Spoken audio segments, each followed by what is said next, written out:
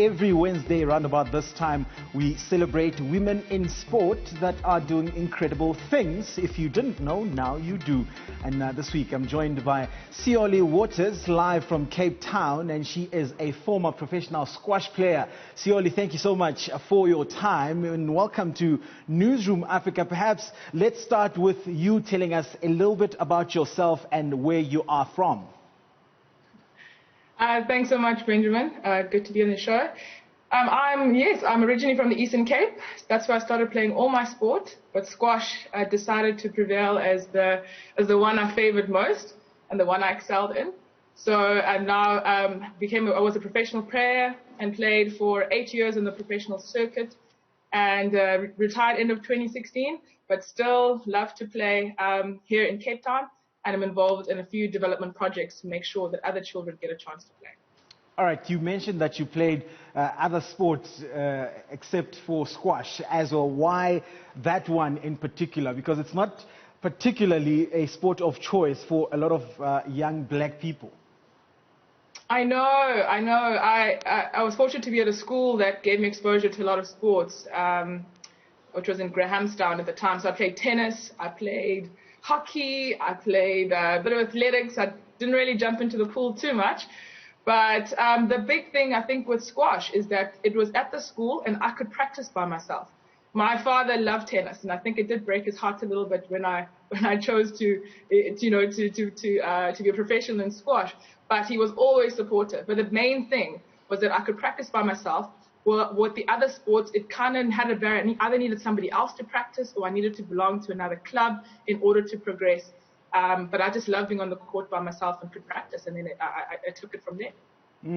And you haven't stopped playing, as you mentioned. You are still carrying on after your professional career. Tell us about this stage of your career. What's happening now? Yes, there's quite a bit happening now, and I think the main point you mentioned earlier is that squash is not an easy sport for somebody of my color to be able to get involved in. And at the time, it was because of the exposure to the school. And so for the ordinary black child who's going to schools that doesn't have a squash, it's quite difficult to get involved. So one of the projects I'm involved in is involved in programs with schools that maybe children go to the townships, live in the townships, and go to schools that don't have squash. So the program is to be able to facilitate them to access certain clubs with squash development programs, and to give them a chance. The big dream would be that, all different communities could be able to have multi-sports facilities that have squash as a part of it. But for the start is at least to get the kids to be able to have access to the facilities and to get them started. So Langa Township, there's a big project that's involved there. Ekapa Squash specifically is the one. But there's a big program also in Johannesburg called Egoli Squash. And that's pretty much the flagship program that we even at Ekapa Squash would like to emulate. But they're really doing amazing things. They are incorporating it with academics, incorporating it with a lifestyle, as well as making sure these children can get scholarships to further education. And there's also now next month, I think from the 8th of October, the Growth Point Nationals tournament that you'll be involved in, I understand. Yes. So it's an exciting time for Squash South Africa. It's the Growth Point Nationals Championships. It's been tough, obviously, with COVID, a lot of restrictions on all fronts for all sporting codes. But squash has got the go-ahead to be able to put on this show. And Growth Point Nationals is one of our flagship events. So it starts on the 8th with regional tournaments. The reason for this is that there's been a change in terms of the way we formatted the tournament. Instead of having it in one city where the entire tournament is hosted, they decided to split it up into regions to allow people a little bit more access during these particular COVID restrictions. So it's within 8 regions for qualifying events, and then it'll progress to the 11th and the 13th of October to the Brooklyn Mall in Pretoria to be able to finish the event, the culmination of the event for the Growth Point Nationals. All right, as we wrap it up, Siyoli, we always like to hear from the sporting codes that are not necessarily in the mainstream. What now needs to be done in the squash circles to make sure that we get to the strongholds of your football, rugby and cricket in South Africa? I think the message is that this is such a fun sport. And it's a sport that we would love for every ordinary human being to have access on it in South Africa, the everyday South African. So our task is saying, how can we get this sport to the masses? But the sport is one of the healthiest. It gives you the biggest workout, and within 30 minutes, I'm telling you, you are going to be sweating within 30 minutes. So it's healthy, it's accessible, it's quite easy to be able to get into in terms of access.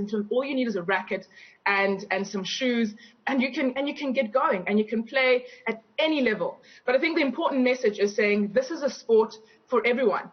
And we're going to try our best to be able to make sure that people have access to the game, and that the ordinary South African gets to know about this wonderful game that we love so much. But I hear you on that point, Siyoli, but I want to know, for a kid in Khayelitsha, in Soweto, in Ga-Rankuwa somewhere, a squash racket is not something that is easily accessible. The shoes that you talk about, I assume there is a particular type of shoe or sneakers that they need to play. How do we make sure that that happens, that it's easily accessible, the facilities as well in the township schools, so that more Siyoli Waters can be produced in South Africa? That's a valid point. But I take it as this, is that, for example, if you use soccer as an example, we all know that there you may need specific shoes, or rugby for other kids, you need specific shoes to be able to get involved. So the idea is to make sure is, one, awareness of what is needed. Yes, you do need special shoes. They need to have a rubber sole to protect the wood of the particular courts. Non-marking is the word, non-marking shoe. But these shoes are already available and accessible in major outlets within South Africa. So more for us is education, that what is needed as a shoe is a non-marking shoe. And that is already available for the ordinary South African. But then you're right, the racket. What kind of racket? It's getting the education that this is the type of racket. Again, these are available in major outlets, but it's having to identify and having the child know that this is a tennis racket, this is a squash racket. But actually, a lot of them are already there in the outlets. We just have to let our people know exactly where they can find them. As I let you go, any future plans from you in particular to get yourself in some administrative positions, to try and be one of the decision makers to make sure that the sport goes in the right direction? I think it's always an asset when former players or former, people that have been invested in the game in different capacities can come back and give back in whatever form they can.